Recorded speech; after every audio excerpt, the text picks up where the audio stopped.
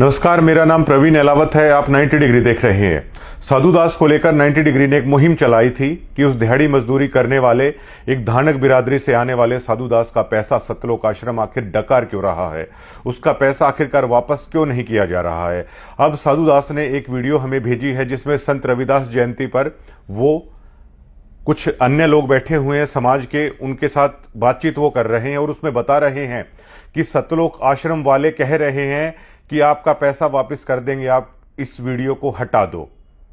मैं अंधविश्वास में पड़ा था, लाखों रुपए लुटा दिए उनको। भैया आप पाठ लिखाओ 25,000 रुपए का 3100 की जोती है, तो मैं लाखों रुपए लुटा दिए। मेरे को जरूरत पड़ी जब मैंने पता चलिया। जैसे किसान भाई है, किसाना ने करोड़ों रुपया सामान दिए, धान अपने, मैं भी धान उनको पाइपा खातर गया था। चलो ठीक है, मजबूरी में उनका साथ देना चाहिए। तो मैं मेरा आपके ऊपर पड़ी जब मैंने पता चलिए, मेरा सारा ढूंढ पड़ गया। उन्होंने कौन दिया, बोले आपके पास बुलेट मोटरसाइकिल है, छोटा हाथी है। मैं कह रहा हूँ किस्त भर के मैं मेरे ले आया हूँ और फिर थाना कमा के थाना दान दिया हूँ, तो मेरा दान वापस दे दो। ये मेरी वो 19 डिग्री चैनल है, वो भी आवाज उठा रखी है। तो कल के मेरे को फोन आने लग रहे, भाई तेरे पीछे दे देंगे, तू यहाँ वीडियो हटवा दे। मैं कहा को नहीं हटवाऊँ भाई, मैं मेरे पीछे दे दो, मैंने थारी दरिया दिली की जरूरत को नहीं, मैंने मेरे पीछे वापिस दे दो। ठीक है, मैं लाखों रुपये लुटा। तो मैं पूरे अंधविश्वास में पड़ो ना भैया, पटना बहुत फायदे है। ये इस बात का पुख्ता सबूत है कि सतलोक आश्रम इस मुद्दे पर कितना बौखलाया हुआ है। सतलोक आश्रम से ये मुद्दा ना तो बाहर निकालते बन रहा है ना निकलते हुए बन रहा है, लेकिन साधु दास की खुददारी देखिए। उसने ये कह दिया कि 90 डिग्री ने जो मुहिम चला रखी है वो बिल्कुल सच्ची मुहिम चला रखी है। आप मेरे जो हक का पैसा है, मुझे आप लोगों का एहसान नहीं चाहिए। आप लोगों ने जिस कदर टॉर्चर किया है, आपका एहसान नहीं चाहिए और मेरा पैसा है मुझे वापस लौटा दो। इस मुद्दे पर सतलोक आश्रम पूरी तरीके से बैकफुट पर नजर आता है। और आप सतलोक आश्रम के बारे में अगर आप रिसर्च करेंगे ना तो हैरान हो जाएंगे आप। अब जबकि एक सवाल मन में बार बार उठता है कि आप संत रामपाल जी महाराज का जिक्र अगर हरियाणा में कहीं पे करने लग जाते हैं तो मैंने बहुत सारे लोग ऐसे देखे हैं, वो बुरा भला कहने लग जाते हैं। अब जब उन आदमियों से आप पूछेंगे तो वो रीजन जो बताएंगे ना, जो अनाप शनाप की बातें उस दरमियान आश्रम के बाबत मीडिया ने लिखी थी, उन चीजों का जिक्र हो जाता है। जो बैड एलिमेंट हथियार लेकर खड़े थे, जो 6 लोग मरे भी थे बरवाला कांड के दरमियान, उन चीजों का जिक्र है वो लोग कर लेते हैं और उन सभी चीजों को संत रामपाल जी महाराज से जोड़ देते हैं। उन आदमियों को ये नहीं पता कि संत रामपाल जी महाराज का दूर दूर तक इस तरह के बैड एलिमेंटों से कोई हाथ नहीं था। एक राष्ट्रीय समाज सेवा समिति जो संत रामपाल जी महाराज के भाई हैं महेंद्र दास, उन्होंने गठित की थी। संत रामपाल जी महाराज ने पूरी संगत के सामने ये कह दिया था कि यह समिति मेरी नहीं है। संत रामपाल जी महाराज को बरवाला के बाद जब गिरफ्तार किया गया था, मेडिकल के लिए पंचकुला हॉस्पिटल में लाया गया था, तब भी संत रामपाल जी महाराज से मीडिया ने पूछा था कि बाबा जी ये जो गुंडा तत्व है, बैड एलिमेंट है, ये जो गुंडागर्दी बाहर हुई है, ये आखिरकार कौन है। संत रामपाल जी महाराज ने पूरे देश के सामने ये कह दिया था, ये राष्ट्रीय सेवा समिति के लोग हैं, ये लोग मेरे नहीं हैं। आपके ऊपर इतने इल्जाम है सर, आपके ऊपर इतने इल्जाम झूठे कैसे हैं आपके ऊपर? आपके गुंडे इतने खड़े थे वहाँ पे, हजारों आदमी हरियाणा पुलिस से। मेरे नीचे राष्ट्रीय समाज सेवा समिति नहीं तो आपकी समिति है। अरे आपकी समिति है बाबा, आप अपने आप को संत कहते हैं, आप संत कहना लायक भी है? आप आपसे भी ये जवाब दीजिए।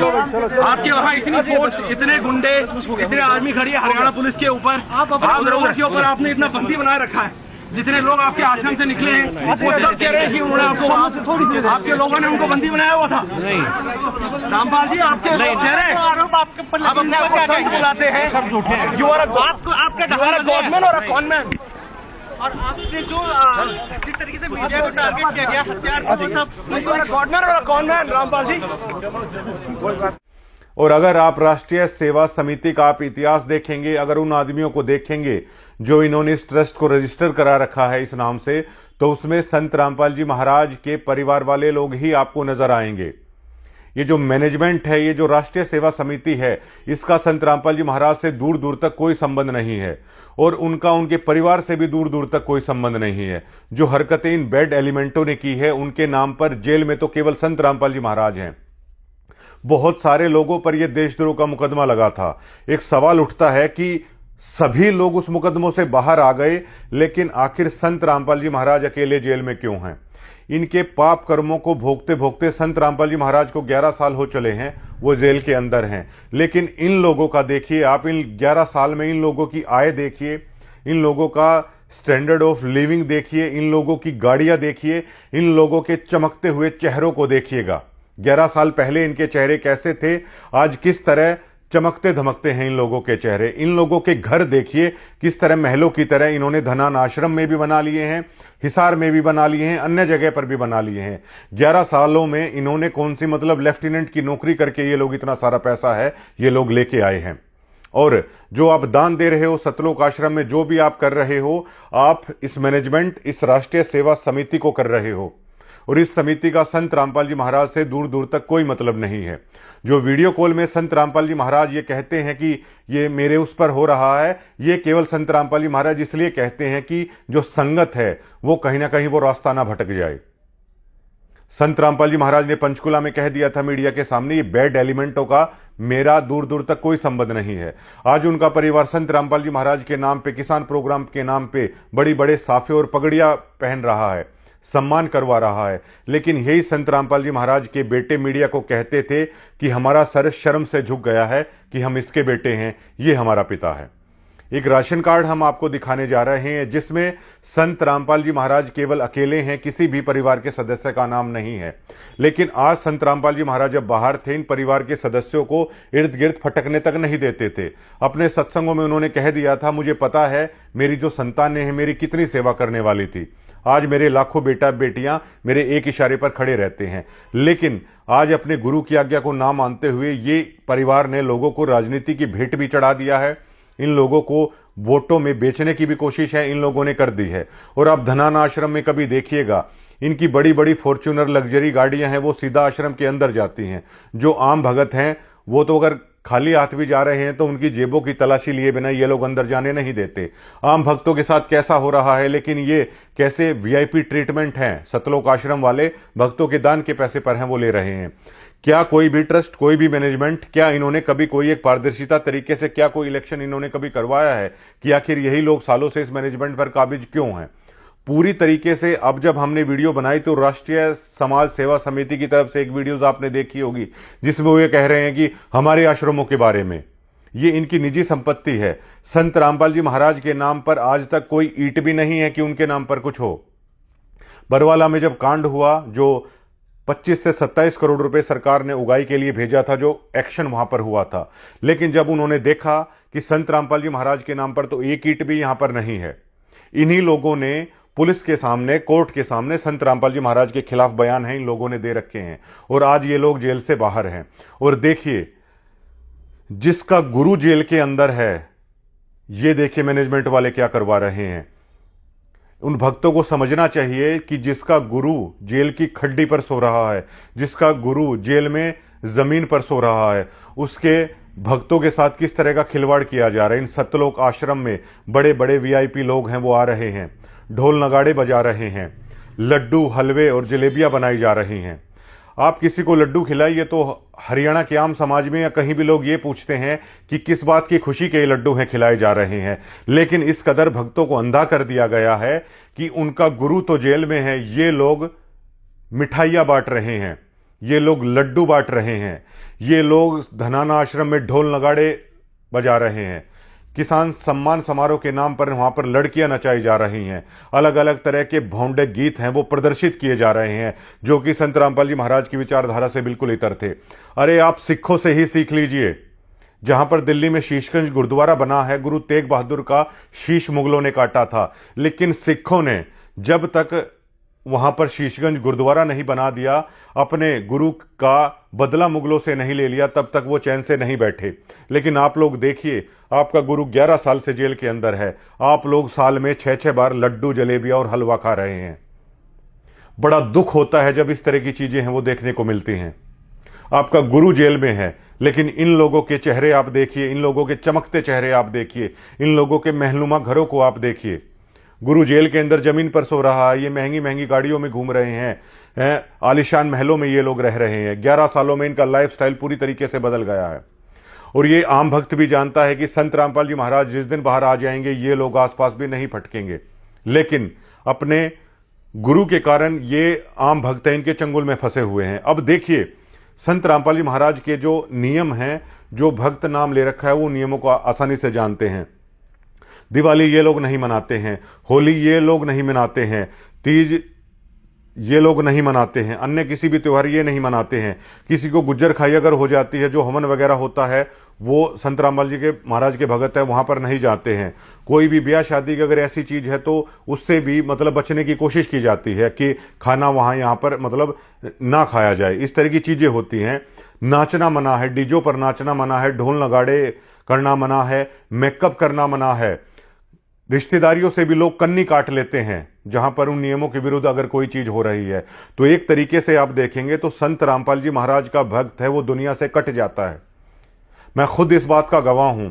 ऐसे ऐसे भक्त हैं कि उनकी बहन है उनसे बात नहीं करती हैं, ऐसे ऐसे भक्त हैं कि उनका भाई उनसे बात नहीं करता है। मैंने ऐसे ऐसे भगत हैं वो देखे हैं, उनके बेटे उनकी पत्नी उनको हर रोज ताने देती रहती हैं नियमों को लेकर कि आपने संत रामपाल जी महाराज का नाम क्यों ले रखा है। वो इस कदर दुनिया से कट जाते हैं, दुनिया से वो कट जाते हैं, फिर इस मैनेजमेंट की भीड़ चाल का वो हिस्सा बन जाते हैं।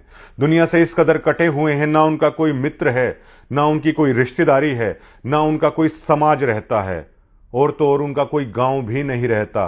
केवल और केवल उनके लिए रह जाते हैं संत रामपाल जी महाराज। इसी चीज का ये लोग फायदा उठाते हैं।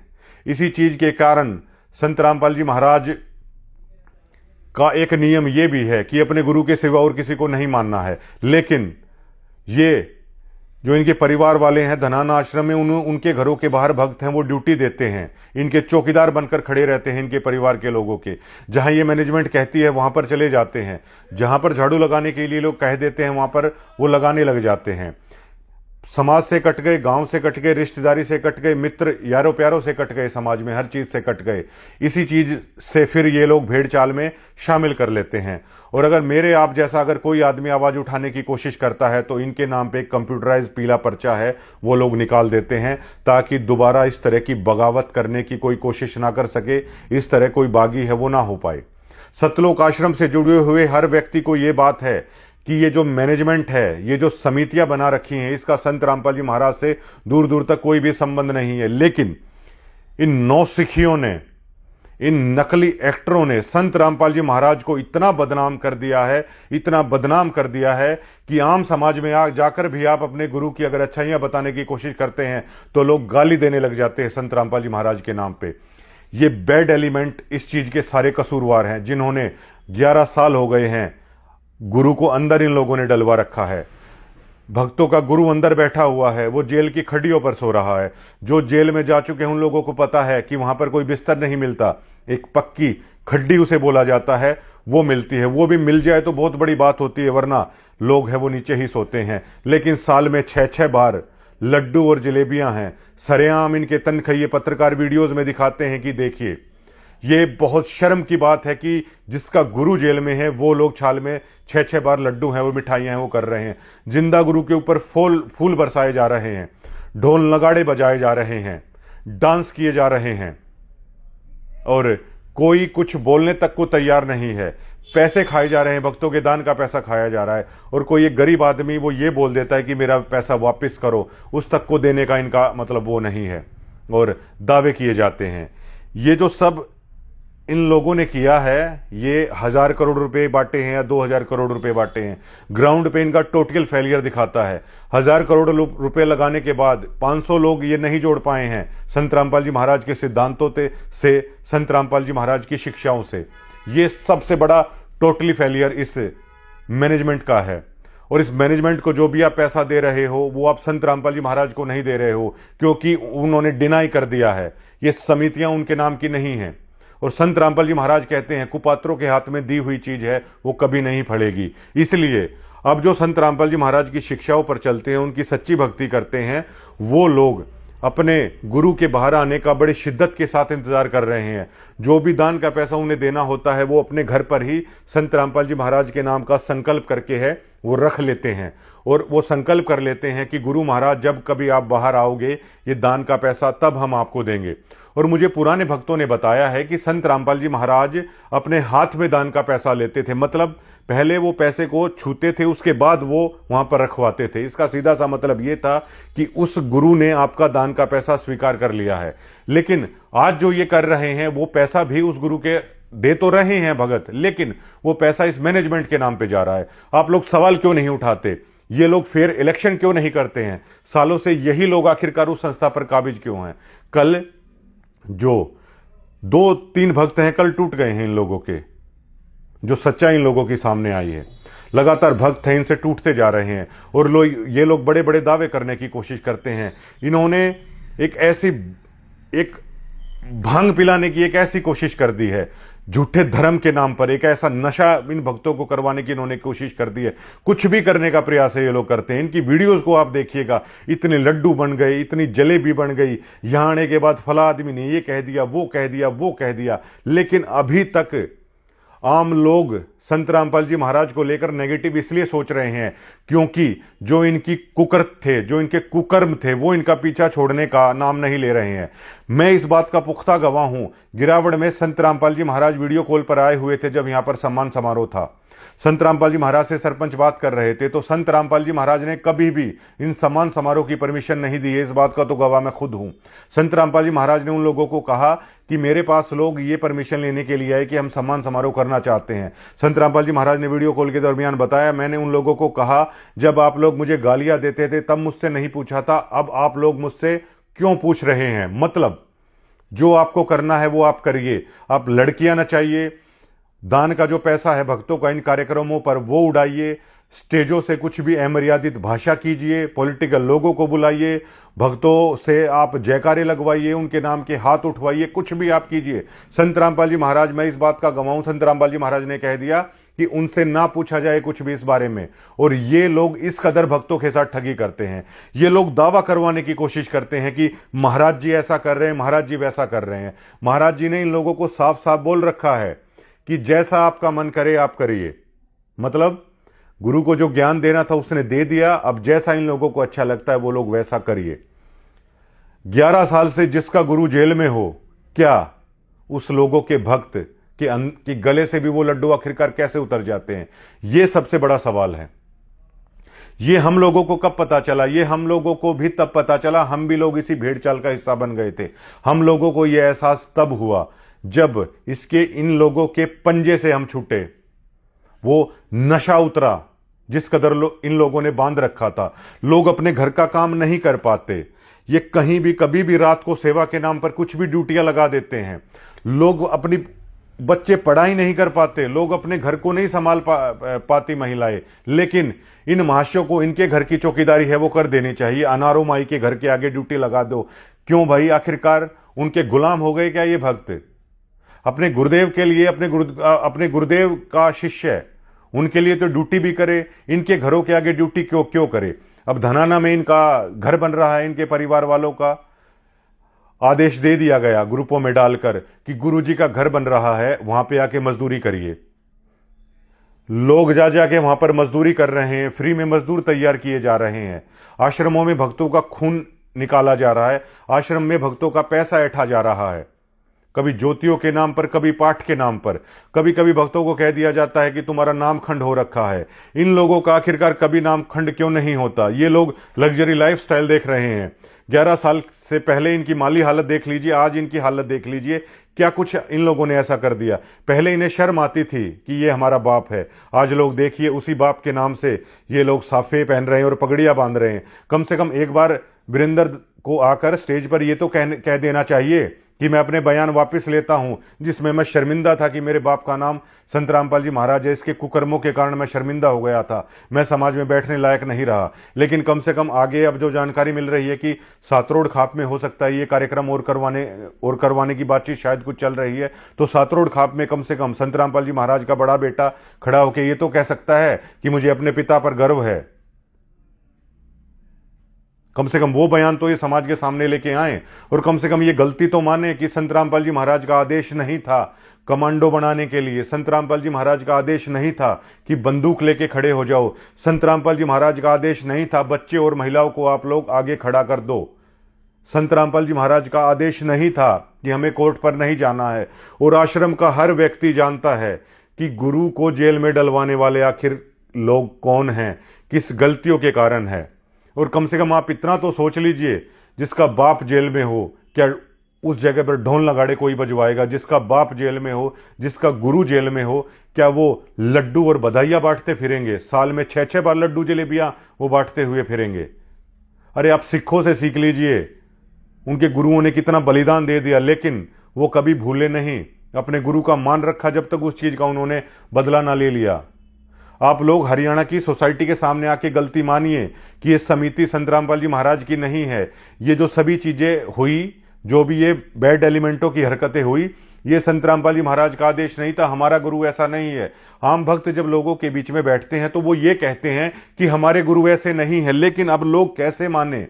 लोगों ने देखा है इन बैड एलिमेंटों को हथियार लिए हुए। लोगों ने उन चीजों को देखा है कि कैसे इन लोगों ने खर्क में किया, कैसे ये गुंडा तथा अपनी गाड़ियों के अंदर बेसबॉल के बीटे रखे, खरगांव में इन लोगों ने हमला किया, कैसे शब्दों का इस्तेमाल ये लोग उन वीडियोज में कर रहे हैं, कैसे जबरदस्ती ये लोग थोपने की कोशिश कर रहे हैं कि ऐसे जयकारे लगाओ। तो लोग कह रहे हैं कि चलिए मान लिया आपके गुरु ऐसे नहीं है, लेकिन ये जो जुड़े हुए जो लोग हैं फिर ये ऐसी हरकतें क्यों कर रहे हैं? ये आखिरकार कब गलती मानेंगे अपने इन कुकर्मों की?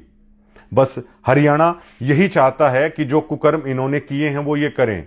और कम से कम आप लोगों को भी सोचना चाहिए, जिसका गुरु जेल में लेटा हुआ है, कम से कम आपको लड्डू नहीं बांटने चाहिए, कम से कम उस सामान में ये लड़कियां नहीं नचानी चाहिए, और कम से कम आपको ये बड़े बड़े साफे और ये पगड़ियां पहनने का अधिकार आपने किसने दे दिया? आपका गुरु जेल में है, आप बड़े बड़े ये सम्मान लेने की कोशिश कर रहे हैं। आप लोगों की बुद्धि का स्तर, मतलब आप लोगों को आखिरकार हो क्या गया है, और उन आम भक्तों को आखिरकार हो क्या गया है, ये सबसे बड़ा सवाल खड़ा हो रहा है।